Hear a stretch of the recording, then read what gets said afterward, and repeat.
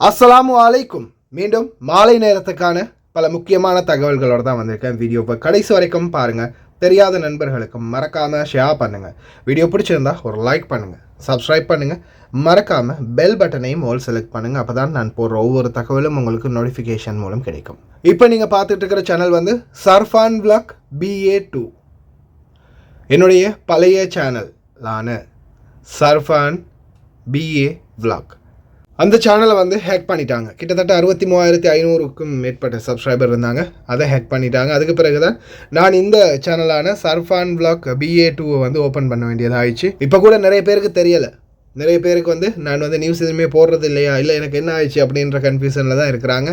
இப்போ வரைக்கும் பர்சனலாக மெசேஜ் போட்டவங்களுக்கு ரிப்ளை பண்ணுறதாலையும் அவங்களுக்கு நான் என்னுடைய புது லிங்கை ஷேர் பண்ணுறதாலையும் தான் வந்துக்கிட்டு இருக்கிறாங்க. முடிந்த வரைக்கும் நீங்கள் செய்யக்கூடிய உதவி என்னென்னா, தெரிஞ்ச நண்பர்கள் அனைவருக்கும் கொஞ்சம் ஷேர் பண்ணுங்கள். டிக்டாக், ஃபேஸ்புக் வேலை செய்தா, யூடியூப்லாம் வேலை செய்தா? ஏன்னா குவைத்தில் இன்டர்நெட் பிரச்சனை இருக்குது. உடனே நாட்டுக்கு அனுப்பிட்டாங்க. 8 மாதம். என்ன நடந்தது, என்ன காரணம் பார்க்கலாம். அதே மாதிரி அப்பார்ட்மெண்ட்களில், வாடகை வீடுகளில், குவைத்து வீடுகளில் இருக்கிறவங்க இந்த காட்சியை பார்த்துக்கோங்க. இந்த மாதிரியெல்லாம் இருந்துச்சுன்னா பெரிய சிக்கல். 29 இடங்களை மூடிட்டாங்க. மீண்டும் ஒரு உயிரை காவு வாங்கியது அப்தலியின் அதிவேக சாலை. அதே போல் வீடுகளுக்கே கொண்டு வந்து கொடுக்குறதில் தாமதப்படுத்துவாங்க. ஆனால் கடைகளுக்குன்னா உடனே கொண்டு போய் கொடுத்துருவாங்க கேஸ் சப்ளை.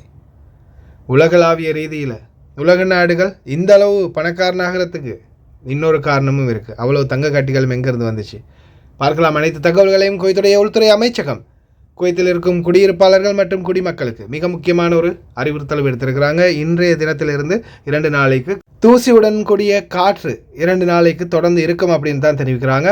அதனால் தயவு செய்து ரொம்ப கவனமாக இருங்க. பல பகுதிகளையும் காற்றுடைய வீரியம் எப்படி இருக்குது அப்படின்றத இந்த காட்சிகளை பார்த்து தெரிஞ்சுக்கோங்க.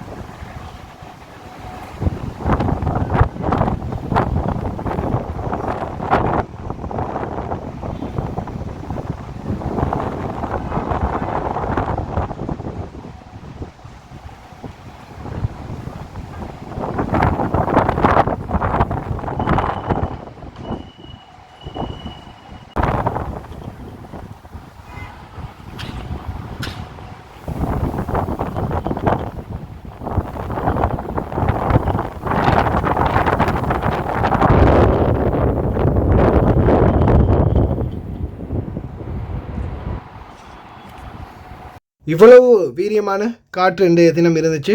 குறைஞ்சது மணிக்கு 72 கிலோமீட்டர் வேகத்தில் வீசக்கூடிய காற்றாக இருக்கும் அப்படின்னு தான் வானிலை ஆய்வாளர்கள் தெரிவிச்சிருந்தாங்க.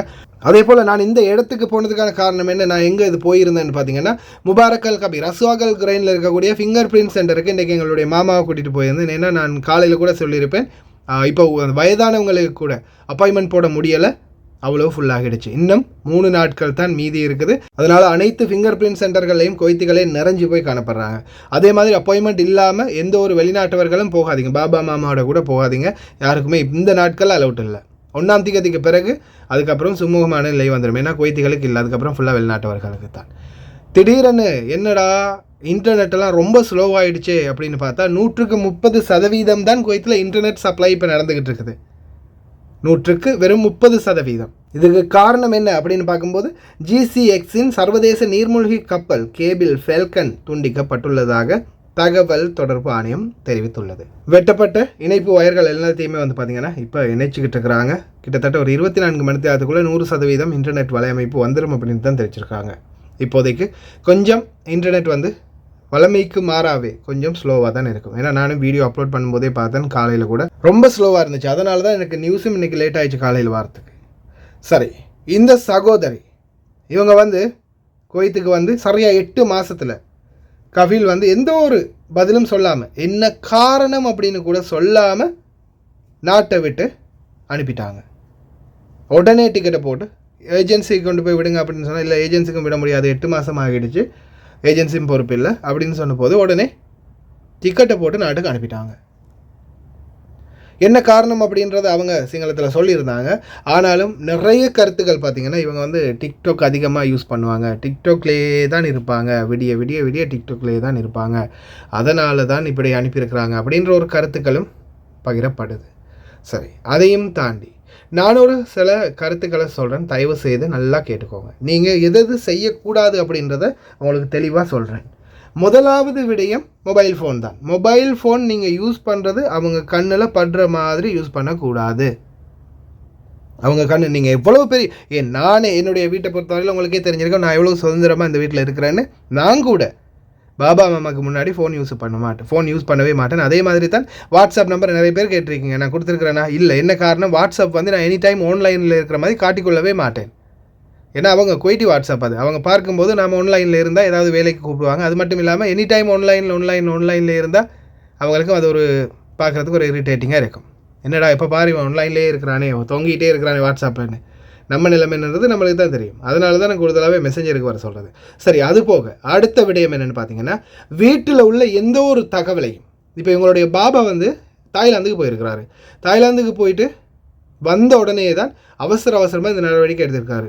அதுக்கடையில் இவங்க தாய்லாந்துக்கு போன விஷயத்தை சொல்லும்போது ஒரு சில கருத்துக்களை சொன்னாங்க. அதுலேருந்து நான் கெஸ் பண்ணினோன்னு என்னென்னா, ஒருவேளை இவங்க இந்த பாபா தாய்லாந்துக்கு போன விடயத்தை மற்ற யாராவது ஒரு பணிப்பெண்ணோட பேசியிருக்கலாம். தாய்லாந்துனாலே சாதாரணமாக இப்போதே குவைத்தை பொறுத்தவரையில் தாய்லாந்துக்கு போனீங்களா, என்னப்பா மசாஜா அப்படின்னு கேட்கக்கூடிய அளவுக்கு தான் தாய்லாந்தை பொறுத்தவரையில் இருக்குது. அப்படி இருக்கும்போது ஒருவேளை அந்த பணிப்பெண் அவங்க பாபா மாமா கிட்ட சொல்லி என்ன கால் பண்ணி யாராவது என்னப்பா தாய்லாந்துக்கெல்லாம் போயிருக்கியா, சொல்லவே இல்லை அப்படின்னு யாராவது கேட்டிருந்தா, யார் சொன்னா அப்படின்னு கேட்கும்போது குவைத்திகள் என்ன சொல்லுவாங்க, பணிப்பெண்ணு தான் என் பணிப்பெண்ணுக்கிட்ட சொல்லியிருக்கா அப்படின்னு டைரெக்டாகவே சொல்லிடுவாங்க. மறைச்செல்லாம் பேச மாட்டாங்க, ஒளிச்சு மறைச்செல்லாம் இன்னார் தான் சொன்னாங்க அப்படி சொல்லலை அப்படின்னுலாம் அவங்க நம்மளெல்லாம் காப்பாற்றி விட மாட்டாங்க, டைரெக்டாக மூஞ்சி சொல்லிடுவாங்க. கடைசியில் இதுவும் ஒரு பிரச்சனை தான். அதே மாதிரி குழந்தைகளுக்கு சத்தம் வைக்கிறது, ஓட்டுநரோட அறைகளுக்கு போகிறது, ஓட்டுநர்களோட ரொம்ப அதிகமாக பேசுகிறது, அவங்களோட ரொம்ப நேரம் நின்று பேசுகிறது, சில விடயங்கள். அதே மாதிரி ரோட்டில் போனாலும் ரோட்டில் போகிற வரவங்களோட பேசுகிறது, அந்த அதிகமாக பேசிக்கொள்வது, இதெல்லாம் முடிஞ்ச வரைக்கும் குறைச்சிக்கோங்க. ஏன்னா இந்த நாட்டுடைய நடைமுறை இது. என்னடா அது பேசுகிறதுல என்னடா இருக்குது, நம்ம என்ன தப்பு பண்ணிட்டோமா அப்படின்னு கூட கேட்கலாம். ஆனாலும் இவங்களுடைய கண்ணோட்டத்துக்கு அது அப்படி தான். அவங்க என்ன செஞ்சாலும் அது ஓகே. ஆனால் நம்ம ஏதாவது ஒரு சின்ன குட்டி தவறு பண்ணிட்டாலும் பெருசுப்படுத்திடுவாங்க. துவானி அவ்வளோ உட்காந்து விடிய கவாச்சாயோட பேசுவாங்க, என் பணிப்பெண் அப்படி பண்ணிட்டான், டிரைவர் எப்படி பண்ணிட்டான்னு. அதனால் தயவு செய்து ரொம்ப கவனமாக இருங்க. ஹாய், அஸ்ஸலாமு அலைக்கும் பாபா. அனா சுக்ரான் ஆஃபோன் इंकिम इंतु गलत इंकिम आना गलत बस आना माफी गलत किलचे शकाला तेलाता गे बेत अकेल मुश्किला माय मुश्किला बाबा शुक्रान किलचे इंती मु आना kasara mal inti o inti guli ana elfo o sabamia kamsin rial kasara mal baba inti ana mapi muskila bas baba kasara baba muskila ana ebit tenen chene chogol bas ana tomania shahar kala sana ichi Sri Lanka baba GB ticket killu shahar wahed plus pi killu baba tani ana galba baba ana sukran afon wajid ala baba afon isma kalam abna ma pizalom baba chupi ana tiktok kana malum baba chupi tiktok بابا أنا بابا أتي هذا شهر ماس أنا اليوم اشتريت ثلاجة اليوم اشتريت أنا ثلاجة هذا شهر فلوس أنا اشتري أول تاني فلوس أنا في بنك ما هي مشكلة بابا أنا ما في مشكلة أنا عندي بنتي أنا في بات تاني بيت شو روحي هذا بعدين أنا يبكي واجد عشان بنتي بابا معلوم الله بابا في قرآن معلوم بابا في قرآن شوفي قرآن بابا معلوم الله baba boddi ana Sri Lanka ana isi ana binti wajib tipki ana isi ana masuta ana parahan baba phone baba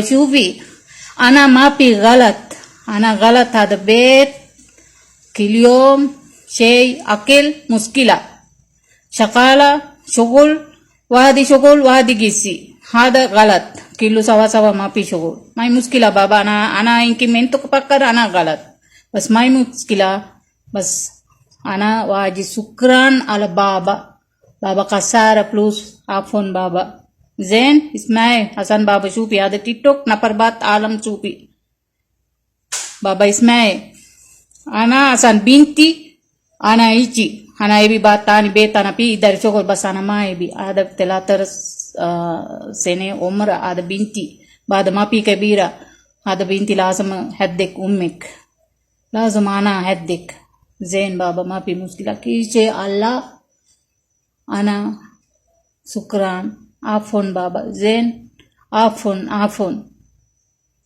God bless you Baba for you okay Baba Mama bye ووجود مدام كله باي شكرا انا ايشي Sri Lanka மாய் முஸ்கில அல்ஹம்துலில்லாஹ் Jain நானாகி video போடுற ஸ்டைலை பார்த்தா டிக்டாக்கால தான் ஏதோ பட்டிருக்காங்க போல தெரியுது அப்படி தான் தெரியுது 29 வியாபார தலங்கள் மற்றும் கிரவுண்ட்கள் ஸ்டோர்கள் மற்றும் அப்பார்ட்மெண்ட்கள் அதிரடியாக சீல் வச்சுருக்காங்க குவைத்துடைய தீயணைப்புத்துறை மெயினான காரணம் இப்போ நீங்கள் பாருங்கள் இந்த படிக்கட்டுகளுக்கு அடியில் அதே மாதிரி பேஸ்மெண்ட்டுகளில் அதிகமான பொருட்களை சேர்த்து வைக்கிறது அதே போல் தீப்பற்றக்கூடிய பொருட்கள் தீ தடுப்புக்கு எந்த ஒரு உபகரணமும் இல்லாமல் இருக்கிறது இது மாதிரி நிறைய பிரச்சனைகள் இருக்குது குறிப்பாக சிலர் இந்த கார்ட்போர்ட் பெட்டிகள் சேகரிப்பாங்க ஒரு சிலர் இந்த இரும்புகளை சேகரிப்பாங்க அதே மாதிரி ஒரு சிலர் பார்த்திங்கன்னா இந்த பலகைகள் அந்த கபேட்கள் உடைக்கப்பட்ட பலகைகள் அதெல்லாம் ஒன்று சேர்த்து வச்சுருப்பாங்க அந்த கார்கோ பெட்டி அடிக்கிறதுக்கு அப்படின்னு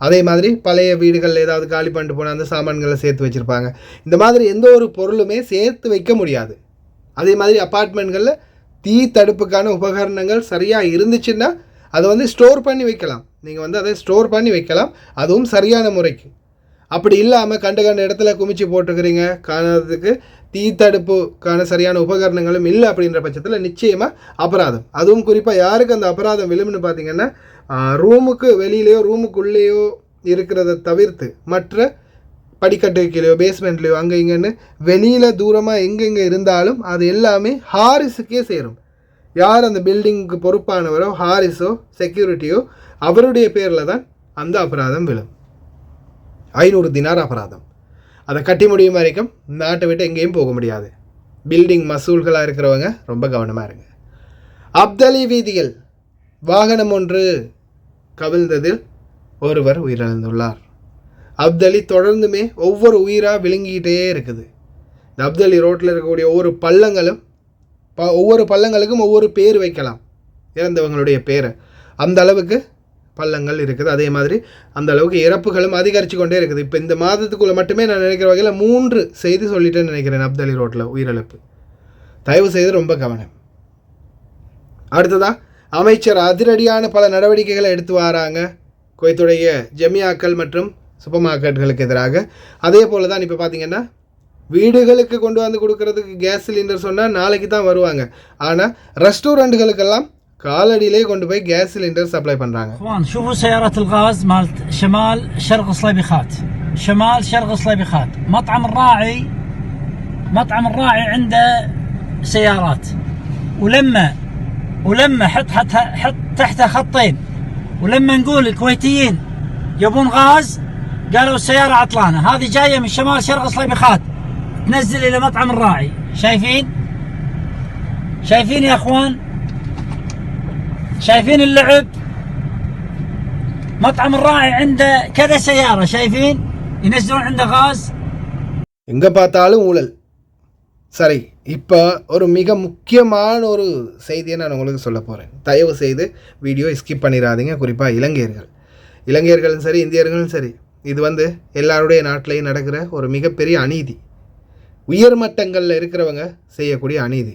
இதை கேளுங்க, எக்ஸ்பிளைன் பண்ண. අපේ තරුණයෙක් කල්පනා කරන පල්ස බයිසිකලයක් ගන්න කොහොමද කියලා. හැබැයි රෝහිතක දරු වෙඩින් එකේ හෙලිකොප්ටර වලින් යනවා. සාමාන්‍යයෙන් තරුණයෙක් කල්පනා කරන පොඩි කාර් එකක් ගන්න කොහොමද කියලා. ජනාධිපතික දරු රොකට් යවන්න කල්පනා කරනවා අභ්‍යවකාශයට. සාමාන්‍ය පුරවැසියෙක් කල්පනා කරන ස්පිරිතාලට ගිහලා බෙහෙත් ටිකක් ගන්න කොහොමද කියලා. ඒගොල්ලෝ සිංගප්පූරුවට ගිහලා බෙහෙත් ගන්නවා. සාමාන්‍ය පුරවැසියන් කල්පනා කරන පාස්පෝර්ට් එකට වීසා එකක් ගහගන්නේ කොහොමද කියලා. ඒගොල්ලෝ ඇමරිකාවේ පාස්පෝර්ට් ගන්නවා. ඒගොල්ලන්ගේ ගොඩක් දරු ඕස්ට්‍රේලියාවේ, එංගලන්තේ, ඇමරිකාවේ පාස්පෝර්ට් කාරයෝ. නිසා ඒගොල්ලෝ හැදුනා, අපේ අය වැටුණා. ඒ නිසා එක සැරයක් අපේ රටේ ආණ්ඩුවක් හදමු. සාධාරණ ආණ්ඩුවක්, යුක්තිගරුක ආණ්ඩුවක්, යහපත් ආණ්ඩුවක් හදමු. අන්න ඒ සඳහා මේ ලැබෙන ජනාධිපතිවරණ තීන්දුවක් ගන්න කියලා මම ඉල්ලන්නේ. நம் நாட்டு இளைஞர்கள் ஒரு பல்சர் பைக்காவது எப்படியாவது வாங்கலாமான்னு கனவு கண்டுட்டு இருக்கிறாங்க. ரோஹித் அமைச்சரின் மகன் ஹெலிகாப்டரில் வெட்டிங்குக்கு போகிறாரு. ஒரு குட்டி காராவது எப்படியாவது வாங்கிடணும் அப்படின்னு கனவுல இருக்கிறாங்க நம்ம பசங்க. ஆனால் ஜனாதிபதியிட மக்கள் ரொக்கெட் அனுப்புகிற ரேஞ்சுக்கு ஆளாகிட்டாங்க. இந்த மாதிரி தான் இன்னும் எத்தனையோ விடயங்கள். மருந்துக்கு கஷ்டப்பட்டுக்கிட்டு இருக்கிறாங்க. ஒரு வேளை மருந்து எடுக்கிறதுக்கு கூட வழி இல்லாமல் மக்கள். ஆனால் இவங்கெல்லாம் சிங்கப்பூரில் வேறு நாடுகளில் போய் மருந்து எடுக்கிறாங்க. ஒரு பாஸ்போர்ட் எடுத்து வீசா அடித்து கொள்ள முடியாமல் கஷ்டப்பட்டுக்கிட்டு இருக்கிறாங்க நம் நாட்டு இளைஞர்கள். ஆனால் அவங்க பிள்ளைங்க 2 பாஸ்போர்ட் வச்சுருக்காங்க. ஒன்று அமெரிக்கா, இல்லாட்டி சுவிஸ், இல்லாட்டி லண்டன், வேறு நாட்டு பாஸ்போர்ட்டே வச்சுருக்கிறாங்க. அதே போல் தான் இந்த கதை சிங்களத்தில் போட்டிருந்தாங்க. ஜனாதிபதியுடைய சமையல் அறை, ஜனாதிபதிக்கான உணவு சமைக்கக்கூடிய சமையல் அறையில் பார்த்திங்கன்னா லிஸ்ட்டு மட்டும் இருக்குமாம். கிட்டத்தட்ட நூற்றுக்கணக்கான, ஆயிரக்கணக்கான உணவு வகைகளுக்கான டிஷ்கள்.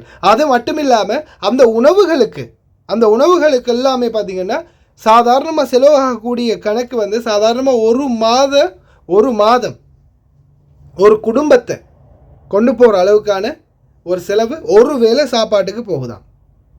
அதையும் தாண்டி கூட போகும் அப்படின்னு சொல்கிறாங்க.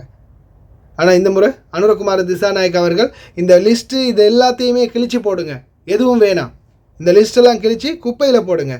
இந்த உயர்தர காய்கறிகள், பல வகைகள், இறைச்சி வகைகள், மீன் வகைகள், இந்த டிஷ்ஷெல்லாம் உங்களோட குழந்தைகளுக்கு கொண்டு போய் கொடுங்க அப்படின்னு சொன்னாராம் அனுரகுமார திசாநாயக் அந்த சமையல் பண்ணக்கூடிய செஃப்பிடம், மாஸ்டர் செஃப்பிடம். நீங்கள் இதெல்லாம் பிரித்து எடுத்துக்கோங்க. இதுக்கு பிறகு இது எதுவுமே வரக்கூடாது. இந்த லிஸ்ட்டு என்னோடய மேசைக்கு வரக்கூடாது. ஏதாவது நம்மளுடைய பாரம்பரிய உணவான ஏதாவது ஒரு உணவு, சாதாரணமாக ஏதாவது ஒரு உணவை நீங்கள் கொண்டு வாங்க, நான் சாப்பிட்றேன். எனக்கு இந்த மாதிரி பாரம்பரிய உணவு இருந்தால் போதும், பணக்கார உணவெல்லாம் வேணாம் அப்படின்னு. பாருங்கள், ஒரு நாளைக்கே 30 லட்சம், 20 லட்சம், 15 லட்சம்னு செலவு போயிருக்குமாம் சாப்பாட்டுக்கு மட்டும் ஜனாதிபதி மாளிகையில். நாசமாக போனவனுங்க. இந்த மாதிரி செலவு பண்ணி இந்த திருட்டு நாய்ங்க நம்ம நாட்டில் இருந்து எல்லாத்தையுமே அவனுங்க வயிற்றுகளுக்குள்ளே நறுப்பிக்கிட்டானுங்க. அப்போ எங்கேருந்து நாடு கடன் இல்லாமல் போகும்? இந்த அநியாயமான செலவுகளை தவிர்த்தாலே போதும், நாட்டை கட்டி எழுப்பிடலாம். இருக்கிற கடன்களை எப்படியாவது அடைச்சிடலாம். கடனில் போயிட்டுருக்கிற நாடு உடுத்துக்கிறது என்னையோ சொல்லுவாங்கப்பா, அதுக்கு குடிக்கிறது கூழ், கொப்பளிக்கிறது பன்னீர் அப்படின்ற மாதிரி இவனுங்க குடிக்கிறதுக்கே கூழ் இல்லாமல் சூழலில் கொப்பளிக்கிறதுக்கு பன்னீர் வாங்கியிருக்கிறானுங்க. எப்படியா பட்டவனுங்களா இருப்பானுங்க, திருட்டு நாய்ங்களா, அப்படி தான் சொல்ல தோணுது. ஆனால் நம்ம மக்கள் இந்த முறை வரக்கூடிய அமைச்சரவை தேர்தல் இருக்குது தானே, அதுக்கு என்ன சொல்கிறது, பாராளுமன்ற தேர்தலையாவது திருந்தி நம்ம மக்கள் ஒரு முடிவு, நல்லொரு முடிவு எடுக்கலைன்னு வைங்க, நம்ம மக்களை போல் ஒரு முட்டாள்கள் யாருமே இல்லை. இப்போ எல்லாமே வெளிச்சத்துக்கு வருது தானே. ரணிலுடைய ஆட்சி, மஹிந்தவுடைய ஆட்சி, சஜித்தோடைய ஆட்சி, எல்லாருடைய ஆட்சி, மைத்திரியோடைய ஆட்சி, எல்லா ஆட்சியிலையும் என்ன நடந்திருக்கு அப்படின்றது தெரியுது தானே. அந்த வாகனங்கள் குவியுது, இந்த பக்கம் சாப்பாடை பார்க்கும்போது வெளிநாடுகளுக்கு நாமெல்லாம் இன்றைக்கி நாயா பேயா கஷ்டப்பட்டு உழைக்கிறத அவனுங்க சும்மா சிம்பிளாக அழிச்சிட்டு போகிறானுங்க. நம்மளுடைய பிள்ளைங்களுடைய பிறக்காத பிள்ளைங்க கூட தலையெழுத்தில் இப்போ வரி ஏறிட்டு இருக்குது. நல்லா தான் பாதுகாக்கணும். சிந்திச்சு செயல்படுங்க இளைஞர்களே. இல்லைன்னா அண்ணன் சீமான் சொன்ன மாதிரி செத்துப்போ, நான் தடுக்க முடியுமா? போ, செத்துப்போ, வேறு என்ன பண்ணுறது? 2003ஆம் ஆண்டில் ஈராக் நாட்டில் சத்தாம் ஹுசைனை பிடிச்சது, அழித்தது, அந்த மாதிரி நிறைய பிரச்சனைகள் போன பிறகு லோடா ட்ரக்காக வந்து தங்க கட்டிகள் கிலோ கணக்கில் டொன் கணக்கில் வந்து ஏற்றிக்கிட்டு போயிருக்காங்க அமெரிக்க இராணுவம் அவங்க நாட்டுக்கு. அதே போல் தான் ஃப்ரான்ஸ் வந்து நைஜீரியா அதே மாதிரி ஒரு சில நாடுகளில் ஆப்பிரிக்க நாடுகளெலாம் வந்து ரொம்ப பாசமாக தடவி கொடுத்து வளர்த்ததுக்கு காரணம் என்னென்னு பார்த்தா உலகத்தில் 4வது இடத்துல ஃப்ரான்ஸ் தான் இருக்குது. தங்கம் ஸ்டாக் வச்சிருக்கிறது நாடில் 9வது இடத்துல இந்தியா, 8வது இடத்துல ஜப்பான், அதே போல் 1வது இடத்துல இன்றைக்கு வரைக்கும் ஊரடிச்சு உலையில் போட்ட அமெரிக்கா தான் இருக்குது. 8130 டன் கிலோகிராம் தங்கம் வச்சுருக்காங்க. கோல்டு மைனே இல்லாத France 2437 ton. Number 9. India. This populous and culturally rich country holds 794.6 tons of gold reserves. Gold has deep cultural significance in India and is an integral part of various religious ceremonies, festivals and traditions. It is considered a symbol of wealth, prosperity and social status in the country. It's no surprise that the Bank of India has one of the largest reserves of gold in the world.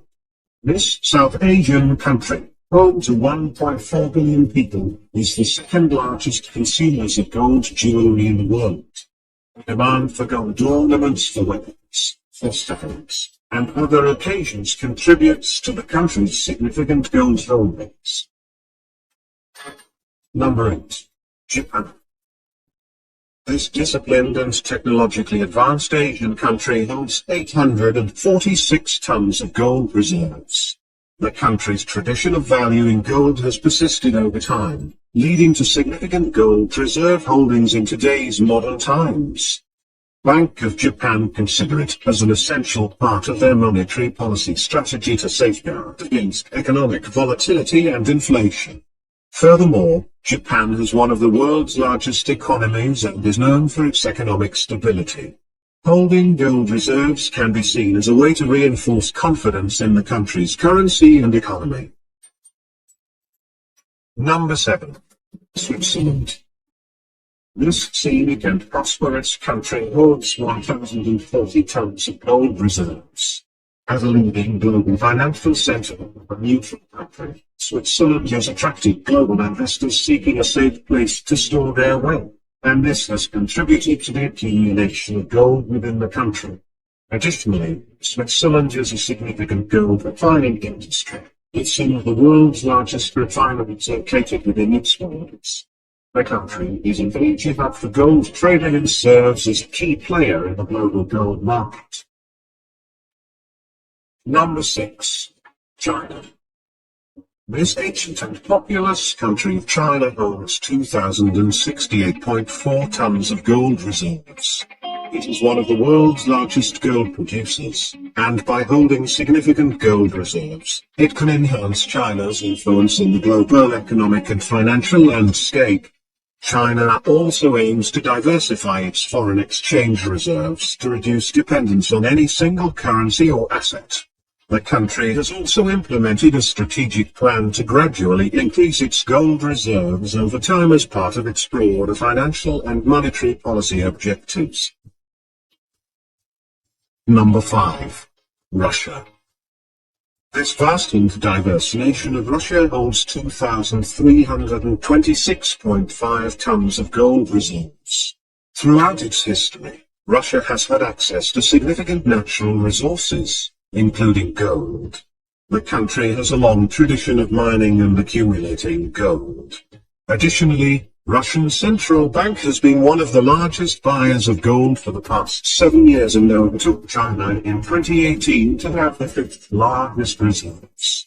Central Bank of Russia acquires and holds significant gold reserves to bolster confidence in the national currency and the overall economic stability of the country. Number 4. France. This historic country holds 2,436.8 tons of gold reserves. France has a long history as a major economic and political power, dating back to ancient times and through various empires. Over the centuries, the country acquired significant amounts of gold through conquests, trade, and colonization. Gold has been traditionally seen as a symbol of wealth and stability. Central banks, including the Banque de France, France's central bank, hold gold reserves as a way to stabilize their currency and the financial system of the country. Number 3. Italy. This vibrant European nation has 2,451.8 tons of gold reserves. Italy has a long history of gold ownership and accumulation dating back centuries. Over time, various Italian governments and institutions have acquired and held on to substantial amounts of gold. The country has maintained the size of its reserves over the years. The Eurozone crisis led some to call for Italy's government to sell some of its gold reserves to raise funds, but no such plans ever materialized. Number 2. Germany. This excellent country, Germany, holds 3,354.9 tons of gold reserves. In 2017, Germany completed a 4-year repatriation operation to move a total of 674 tons of gold from the Bank de France and the Federal Reserve Bank of New York back to its own banks. First announced in 2013, the move was expected to take until 2020 to complete. The country keeps its gold reserves in the Deutsche Bundesbank in Frankfurt, Maine. Although gold demand fell in 2017 after hitting an all-time high in 2016, this European country has seen gold investing steadily rise since the global financial crisis. Number 1. United States. This powerful country holds 8,133.5 tons of gold reserves. This makes up over 75% of its foreign reserves. இப்போ இந்தியாவை பொறுத்தவரையிலாம் இந்தியாவில் வந்து அவங்கள்ட்ட இருக்கிற gold மைன் அதே மாதிரி அவங்க வந்து ரிசர்வ் பண்ணி வச்சிருக்கிற தங்கங்கள் ஓகே. ஆனால் இந்தியாவில் இருந்தும் எவ்வளவோ தங்கங்களை எவ்வளோ வளங்களை இலங்கை இந்தியா போன்ற பல நாடுகளில் இருந்தும் ஆட்டையை போட்டுட்டு போனாங்க ஆக்கிரமிப்பு நேரத்தில். ஆனால் நல்லா பார்த்துக்கோங்க, இந்த தங்கம்தான் இந்த நாடுகளுடைய தரவரிசையை முன்னிலைப்படுத்துது. அதே மாதிரி இந்த நாடுகளுக்குரிய பவர், இந்த அமெரிக்கனுடைய பணம் இந்த உலக நாடுகளில் ஏன் இவ்வளவு பவர்ஃபுல்லாக இருக்கிறது? குவைத் நாட்டில் பணம் இருக்குது, அது வந்து பெட்ரோல் காரணம். அதே மாதிரி அவங்களுக்கு வெளிநாடுகளுடைய தேவை, அந்நிய செலாவணி தேவை வந்து அவங்களுக்கு குறைய. ஏன்னா இந்த நாட்டில் இருந்த தேவை தான் அதிகமாக இருக்குது வேறு நாடுகளுக்கு. ஆனால் அது எல்லாத்தையும் விட அமெரிக்காவுடைய பணம் தான் எந்த நாடுகளுக்குமே செல்லுபடி ஆகக்கூடிய பணமாக இருக்குது. உலகத்தில் எங்கே போனாலும் அமெரிக்க டாலர் இருந்தால் எதையுமே சாதிக்கலாம் அப்படின்ற அளவுக்கு இருக்குது. காரணம் அவங்கள்ட்ட இருக்கிற தங்கம். ஆனால் அதில் 125% தான் அவங்கள்ட்டது. மற்ற 75% ஊரடித்து உலையில் போட்டது தான். நம்ம நாட்டு அரசியல்வாதிகள் போட்ட மாதிரி. இனியாவது சிந்திச்சு செயல்படுங்க இளைஞர்களே. கடைசி வரைக்கும் பார்த்து எல்லாருக்குமே ரொம்ப நன்றி. தெரியாத நண்பர்களுக்கும் மறக்காமல் ஷேர் பண்ணுங்கள். வீடியோ பிடிச்சிருந்தால் ஒரு லைக் பண்ணுங்கள், சப்ஸ்கிரைப் பண்ணுங்கள். இன்னொரு நல்ல வீடியோவில் சந்திக்கலாம்.